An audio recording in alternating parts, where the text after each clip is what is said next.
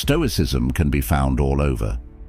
Ancient Greek and Roman philosophy seems to be controlled by one person, Ryan Holiday, and his daily Stoic, which has 60 million YouTube views, 1.9 million Instagram followers, and several New York Times bestsellers. This person has TED Talks, Stoicons, Stoic Bros on TikTok, and Stoic Quotes on Instagram. But is Stoicism really as great as people say it is? Like many others, I respect many things about the Stoics and Holiday as well. However, he often gives a simplistic view of Stoicism that reduces it to cliches used in therapy and self-help. Taking it seriously, though, is Stoicism wrong in the first place, or does it have some big flaws? Is it a view of the world that makes sense? One of the first things you won't learn from Holiday is that the Stoics, from the Greek philosopher Epictetus to the Roman Stoics like Marcus Aurelius and Seneca, had a philosophy that was based on how people saw the world at the time. That was a long time ago, as we'll see. The Greeks said that to be a Stoic, you had to study ethics, which is kind of what Holiday means, as well as reasoning, physics, and other subjects that deal with nature and the world. Also, the Stoics lived in a world that was very different from ours. Because of this, they may have had some bad ideas that don't always apply to today. They worshipped different gods, believed in personal fate, didn't understand nature as well as we do, and lived pretty violent, brutal, and short lives. The ancients had a lot of wisdom, but they also made a lot of mistakes. Remember this. Let's get started. We will talk about what Stoicism is and how to think about it. We will also look at how it came to be and what life was like in ancient Greece and Rome. Finally, we will talk about what other philosophers, like Nietzsche and Hegel, said about the Stoics and where its contradictions might lie. Finally, we will ask what it says about our own time in history. What has become known as the dichotomy of control is at the heart of Stoicism and where most people begin their journey. The Greek philosopher Epictetus wrote it in 125 AD in his Enchiridion, which means handbook. Epictetus said that the first task in life, the first job of the philosopher, is to separate things into two pots, what is in our control and what is not in our control. This exercise, which we call the dichotomy of control, is at the heart of Epictetus's lessons. Do I get to decide? Isn't it my job? Our attention should be on what we can control, like ourselves, rather than worried about things that are out of our control, according to Holiday. Some people have called the things Epictetus talks about internals, which are things we can control, and externals, which are things we can't control. In other words, he said, the only things we can control are our own actions, thoughts, pursuits, desires, and aversions. Things outside of our control include our bodies, our property, our image, our commands, and, in a nutshell, anything that is not in our control. For example, he said, I cannot escape death, but I can escape fear of it. In this version, fear of death is an internal force that we can control whether or not we are afraid of it. The problem with this clear line between what we can and can't control is that it gets less clear as we look more closely. We could have control over some things. We can't control some things right now, but someone else could. We could have control over some things if we thought of a way to do it, and we didn't have control over some things in the past, but might in the future. One thing Epictetus might say to me is, I don't control how many people will like this video. I only control how hard I work on it. Then I do have some control over how many people like it, which sounds good. If I work at it, learn from my mistakes, and look you in the eyes and into the camera lens with sincerity, maybe more people will remember to like. Or, on second thought, at least don't turn off. That being said, you get the point. I can control a lot of outside factors. This is true for everything. You might say that you have no control over the people around you, your health, the media, government decision-making, or nature, but you do. You do this by taking small actions like convincing, fighting, building, and engaging. Everything you look at makes the line between what you can control and what you can't look like it's not there at all.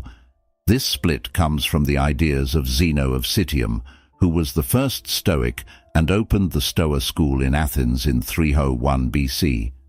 Zeno tried to figure out what was really good by looking at things that came from the outside world, like food, wealth, possessions, and things like looks and talents that we're born with and can't change.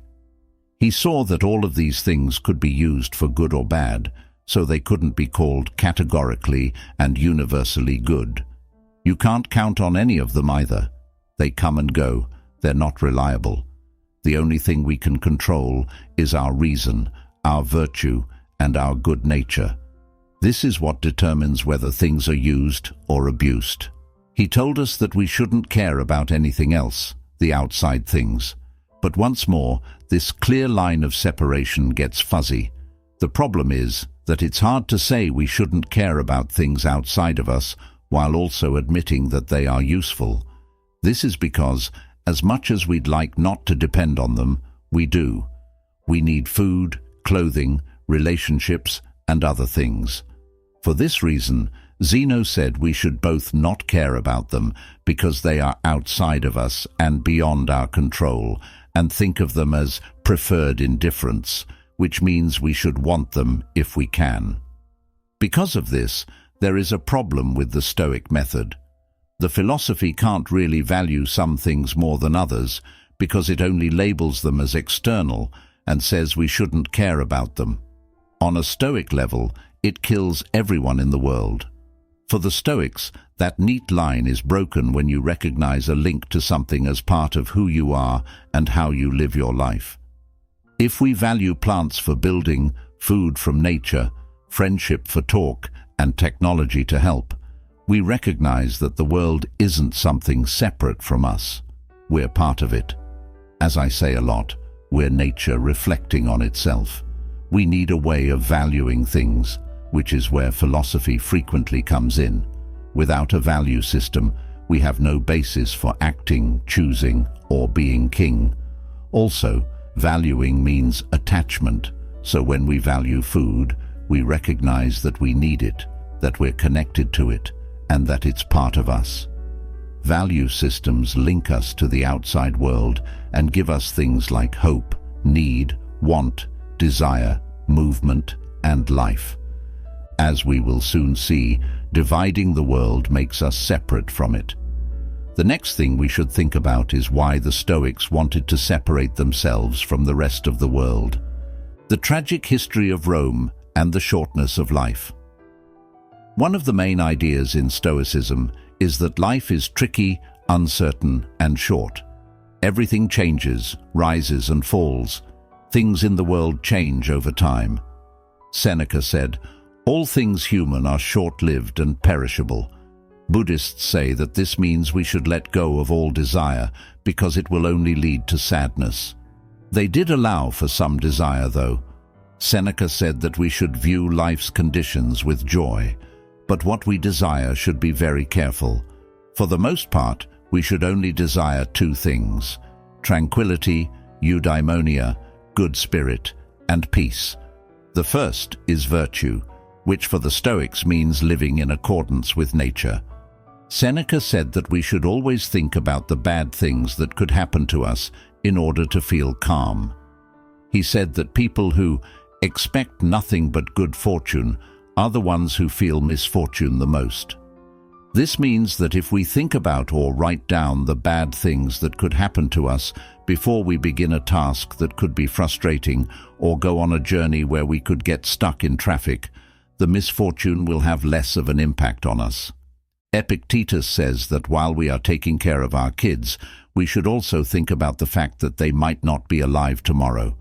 On the one hand, we should remember that life is rough, painful, and stressful.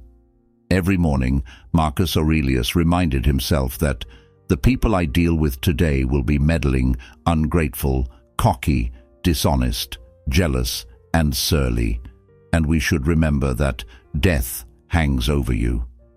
In this case, Seneca, Marcus, and Epictetus were interested in this kind of advice because they were Romans. The world of the ancients was, without a doubt, harsh, uncertain, annoying, and short-lived. Life was unpredictable, dangerous, and short. Nothing was safe. There was a lot of hunger, disease, war, and sadness. Think about Seneca. He was put to death by Emperor Claudius because he was said to have had an affair with his niece. Instead, he chose to send him away and take his things. 7 years later, Claudius's new wife, Agrippina, talked the emperor into sending Seneca back to teach Nero. Seneca gladly agreed and taught the young Nero some intellectual wisdom. He taught him that kindness should be the basis of his rule and that his power should be shared with the lawmakers. Seneca also taught Nero about justice and the Stoic tradition. However, Nero was conceited, angry, and scared, so he tortured, banned, and killed his enemies. He killed 2 wives. One was very big. He built a special boat to kill his mother, but it sank at sea, saving her life.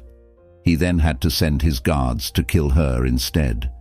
In plays, he abused Christians and had dogs tear some of them apart. For his part, Seneca stood up for Nero after he killed his mother. Eventually, a plot to get rid of Nero grew. 19 senators took part. In response, Nero fought back and told Seneca to kill himself. It is said that the Stoic philosopher cut his wrists and died in the bath. In ancient times, being a philosopher was, in a way, dangerous work. People told Socrates that he had to drink poison to kill himself. All philosophers were sent out of the Roman Empire by Emperor Domitian. Some parts of Rome eventually rose up against Nero, and the plot to kill him grew. He ran away and killed himself outside of Rome's walls. Although Nero's rule wasn't particularly exceptional, he does get a bad rep. Julius Caesar knew that he could not trust anyone in Rome. At different times, kings were killed by their wives, security, friends, co-workers, and slaves. They had a good reason. Senators and aristocrats were abused by Roman emperors. Emperor Gaius laughed out loud at a dinner party, and when asked what was funny, said, "Just the thought that I would only have to nod and your throats would be cut on the spot." Domitian invited senators to a dinner party where everything was painted black and the senators' names were carved into tombstone slabs. The emperor made fun of them at dinner by talking about death all the time. After dinner, he sent them home. Friday night wasn't great. In turn, he was killed himself later. Domitian's replacement, Claudius, put 35 senators to death.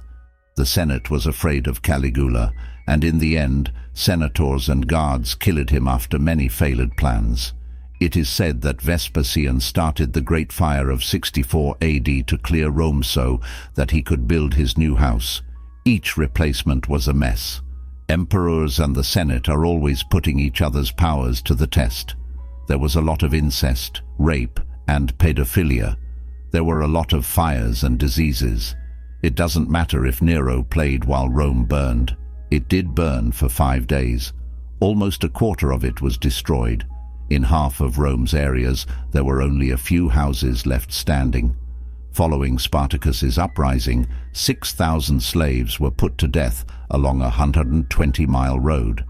Imagine seeing a man in pain on a cross every 30 meters for 120 miles. Imagine having a terrible nightmare while walking for days along a busy road past that. That's one of the cruelest things I've ever heard about in history. Not even the Nazis would have been brave enough to do that. With all of that in mind, it's easy to see why Seneca wanted to tell himself every day how hard and short life was. It might have been helpful for him to put the risks of top Roman man life out of his mind by concentrating on what was within his control. Barry Strauss, a historian, put it this way: Nero knew better than anyone else that Rome was rich. But there was nothingness beneath the wealth. People like Seneca and the Stoics thought that inner peace was the answer. The Romans said, "Eat, drink, and be merry, for tomorrow you die." Stoicism is not a philosophy of life, it is a philosophy of sadness. The fate gods. One more thing you might not learn from watching someone like Holiday is that for the ancient Greeks, Stoicism was a way of thinking that included studying logic, physics, and ethics. Their ethics, which is the part we talk about most today and looks at how we should act, is based on an ancient Greek view of logic and physics as well.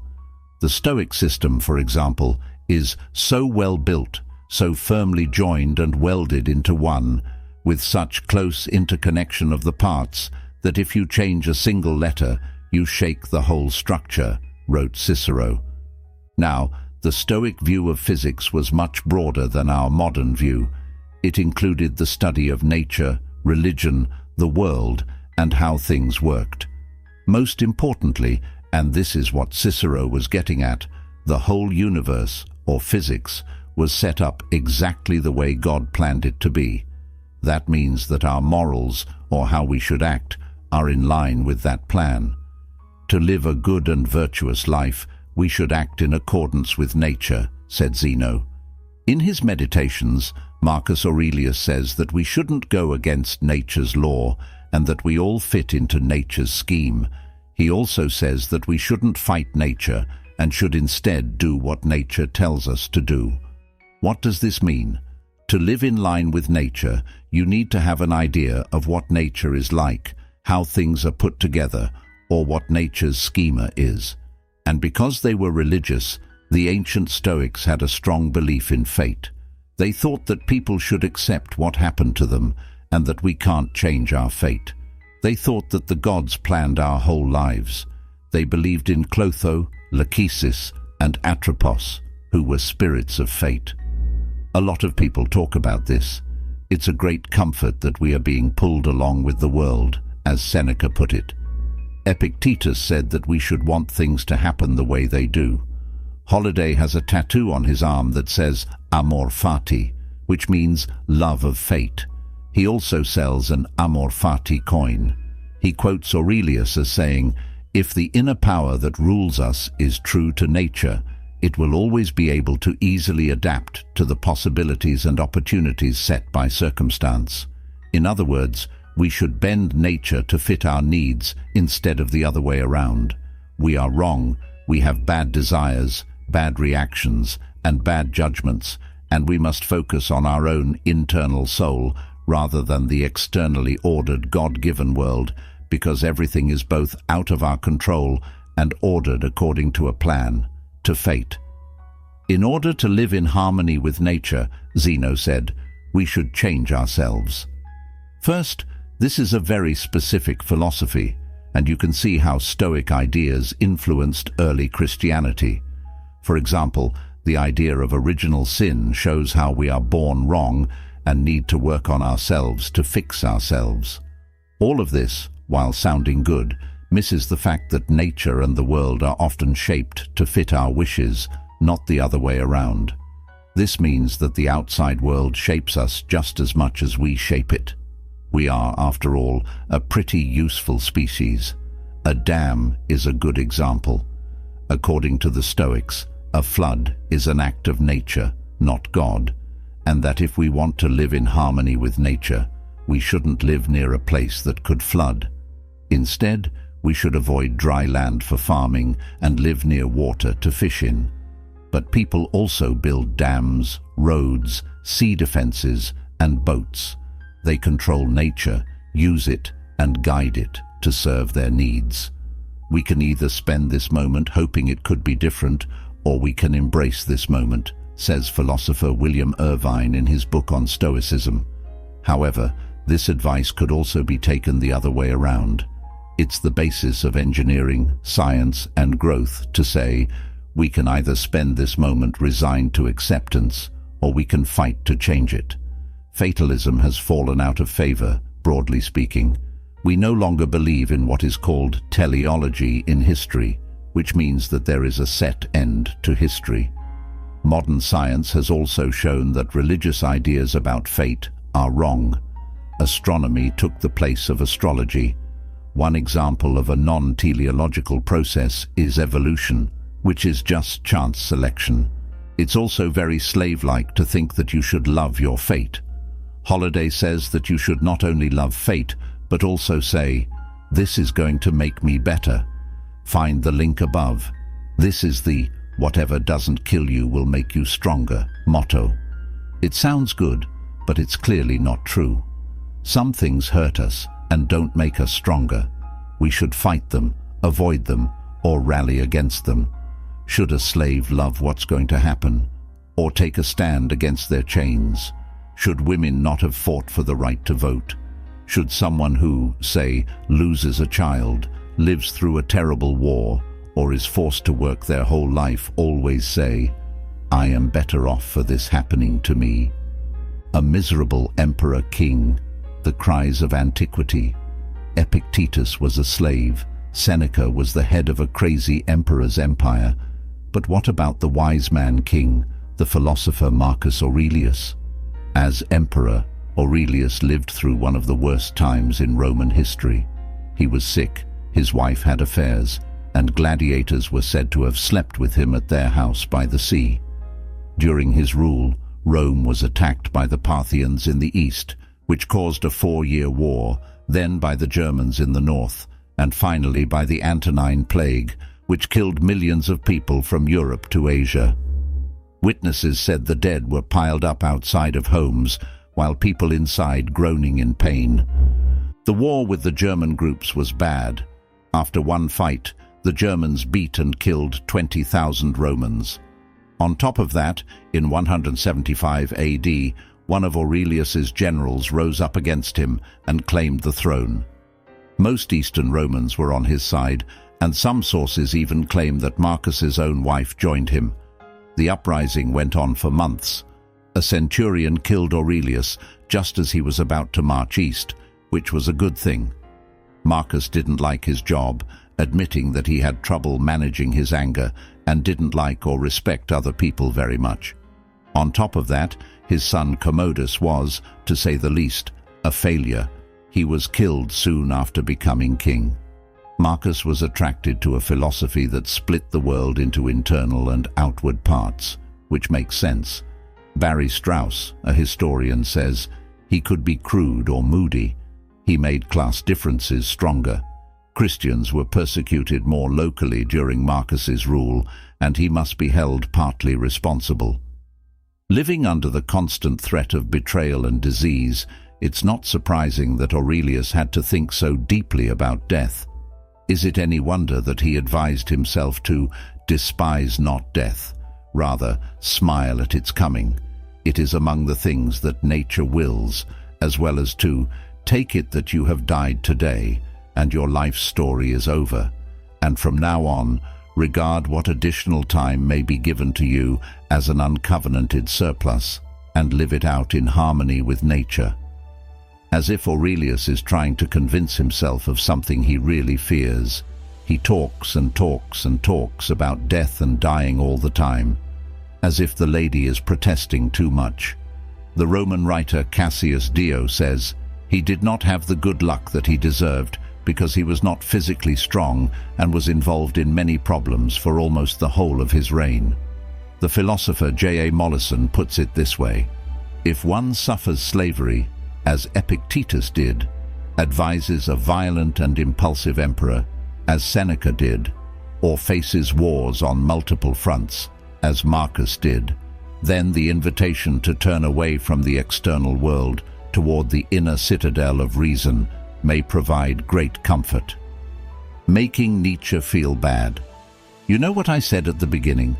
Stoicism still seems useful, and there's a lot to respect about it. Friedrich Nietzsche, an Uberchad from the 1800s, wrote about Stoicism and showed that it has some important ideas, but also seems to make no sense. Nietzsche draws inspiration from the Stoics in a lot of his writing because he likes the love of fate and admires their ability to be self-sufficient and as resilient to outside forces as possible. We free spirits, are the last of the Stoics, he said. He knew where it came from, though. He wrote, "Stoicism may well be advisable for those with whom fate improvises, who live in violent times, and who depend on impulsive and dangerous people." Other times, he despises the Stoics, especially their view that emotions and passions are externals, things that happen to us, things we should find against, things that are irrational compared to what's important, living according to peaceful eudaimonic virtue.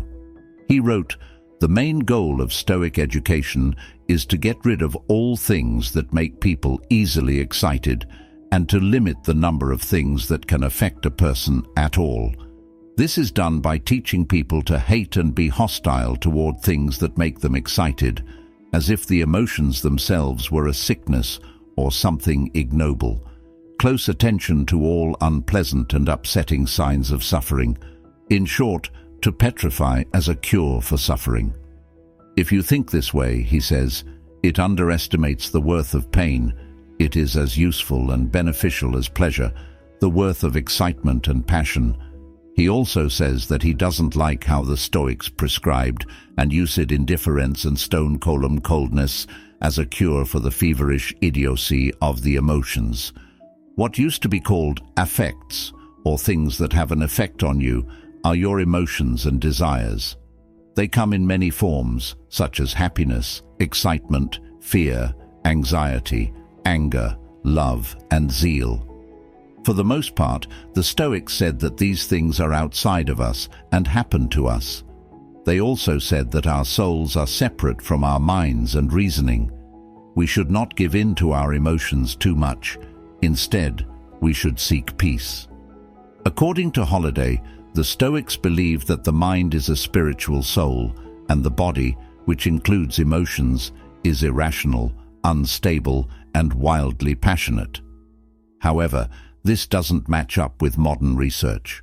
For example, neuroscientist Antonio Damasio has made the case that emotions are part of cognition, not just part of being human, which they are. They're part of how we reason, how we interact with and understand the world. From a reasonable point of view, our emotions show us the way around the world. For example, quick fear of something turns our attention to something dangerous, hunger to food, laughter to friendship, interests and energy to projects, and so on. What we feel shapes our world. We shouldn't fight them.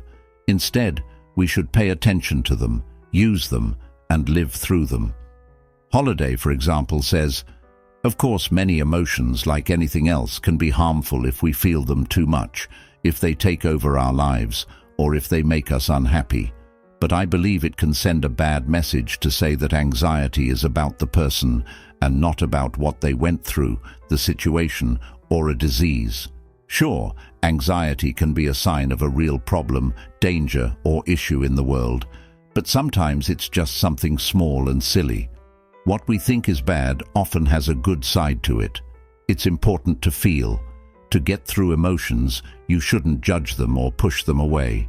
What if pain is necessary for understanding, suffering is necessary for pleasure, anger is necessary for justice, sadness is necessary for dealing with loss, and so on? In short, what if it's important to feel?" Nietzsche's Übermensch Zarathustra says, "For the Creator to be, there must be a lot of suffering and a lot of change." He goes on to say, "The tremendous tension imparted to the intellect by its desire to oppose and counter pain makes him see everything he now beholds in a new light. He cries to himself, 'Raise yourself above your life as above your suffering. Look down into the deep and unfathomable depth.'" Several studies support the idea that to live a healthy life, we need to experience all kinds of emotions. Feelings help us figure out what's going on in our lives.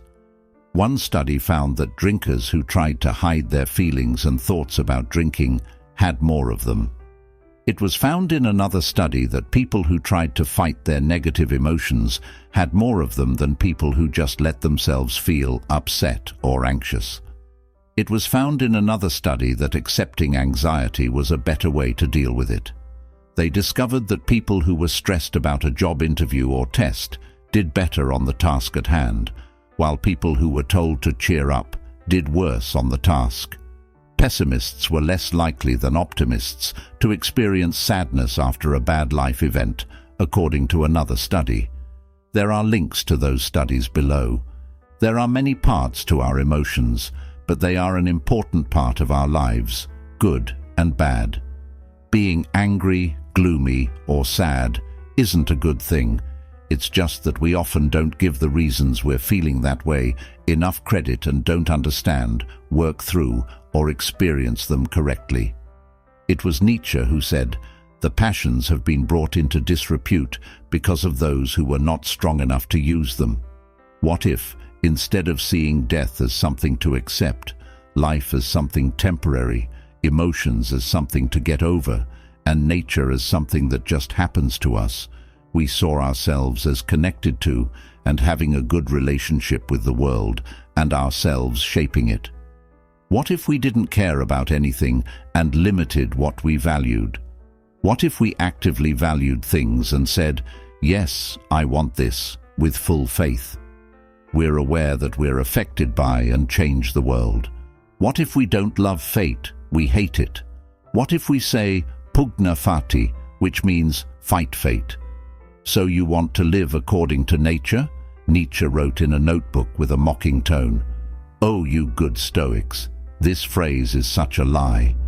Imagine nature that is wasteful without limits, uncaring without limits, without direction and care, without kindness and justice, both fertile and empty and unclear at the same time. Living, isn't that wanting to be something other than nature? Don't you think that life means judging, favoring, being unfair, being limited, and wanting to be different? The German philosopher Georg Wilhelm Friedrich Hegel also didn't like the Stoics. He also thought it was a part of Roman man's worldview, where there were owners and slaves. He said that Stoicism came from the way slaves thought. Since the master is making the slave feel bad, the slave goes to their own thoughts, which are the only real freedom they have and that no one can take away. This makes people doubt everything outside of themselves, always saying no to it and moving away to something else. This ends up making people sad because they don't see their link to God and the world. The Stoic slave responds, "Yes, the world is bad, but my judgments are always free." As a result, the slave constructs a psychological wall of self-defense. But it doesn't explain a very important fact. The world keeps happening to the wall, no matter how high or well-built it is.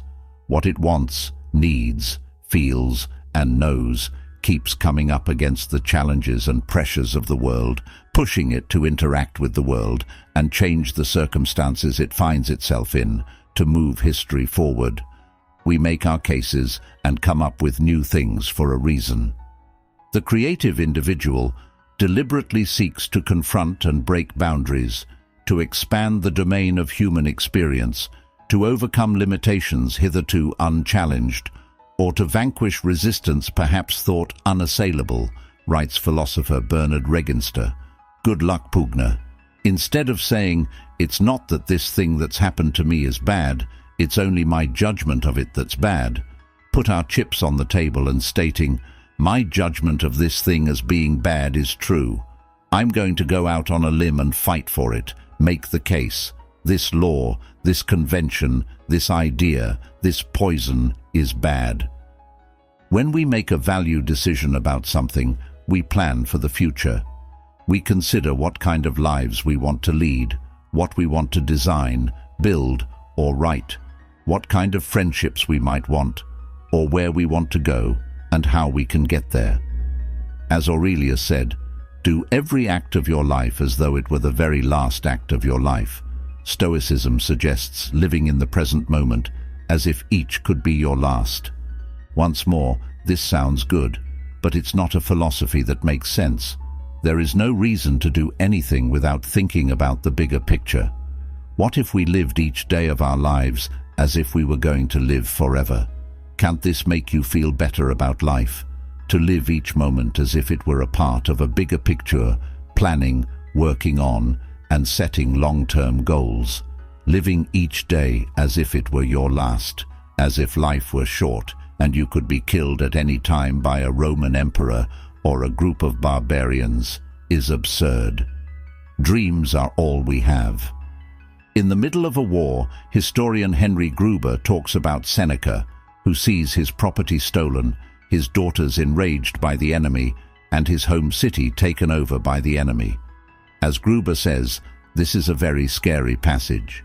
Seneca says, "Amid swords flashing on every side, and the uproar of soldiers bent on pillage, amid flames and blood, and the havoc of the smitten city, amid the crash of temples falling upon their gods, one man alone had peace.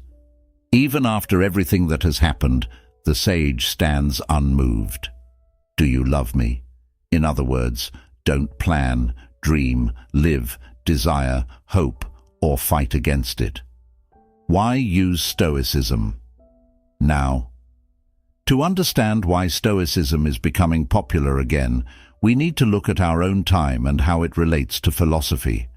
Things like science, government, industry, and technology have made modernity possible. But modernity is mostly about one thing: control. Sociologist Max Weber said that science and technology, in particular, have been about disenchantment of nature since the Enlightenment. This means making the world less mysterious so that we can understand it better and gain more control over it. To build tools and structures, we need to understand physics. To control diseases with drugs, we need to understand the elements. To study geology and get rocks, we need to understand the elements. To make plans, to organize transportation networks, and so on. But postmodernism calls this control into question. How much of the world have we really tamed? Capital moves quickly and randomly around the world through stock markets as a result of neoliberalism and digital finance. Around the world, prices and assets are mostly controlled by private companies. Banks act like they are in charge, but the 2008 crash showed that they weren't. Iraq and Afghanistan showed that the US does not have complete control over world events. An outbreak told us that we don't have as much control over disease as we think in a post-truth world where facts are always in question. To get anywhere in the world, we have to hand over control of our lives to experts. Most of the time, we don't know how our phones or planes work, but we trust scientists and experts, even when we don't know much about them. To put it another way, we're faced with even more of those externals, or things outside of our control. Sociologist Zygmunt Bauman says, "The dominant sentiment is now the feeling of a new type of uncertainty, not limited to one's own luck and talents, but concerning as well the future shape of the world, the right way of living in it, and the criteria by which to judge the rights and wrongs of the way of living." When we add in falling living standards, income that have stayed the same for decades, rising inequality, and a time of massive technological and social change, we can see why neo-Stoicism is so popular. We may not know much about our world and what to expect, just like the Romans did. Too much has changed. But at the same time, the rise of new media has made philosophy and new ideas easier for more people to get than ever before. And since Stoicism was one of the first and easiest ways to think about philosophy, maybe we're seeing the start of a new era in philosophy. People who defend the Stoics will say that they didn't really preach giving up on the world. They were active players, like travelers, school builders, and rulers. That's not my point, though. Of course, giving up on life is not possible, and that conflict is reflected in their philosophy. That doesn't mean you shouldn't read, study, or interact with them. They can teach you things. However, we should keep in mind that Stoicism was a philosophy of hopelessness that was adopted by a group of cruel and squabbling Bronze Age warriors who believed in gods of fate and had no knowledge of science, change, or progress. It was one of humanity's first attempt of philosophy.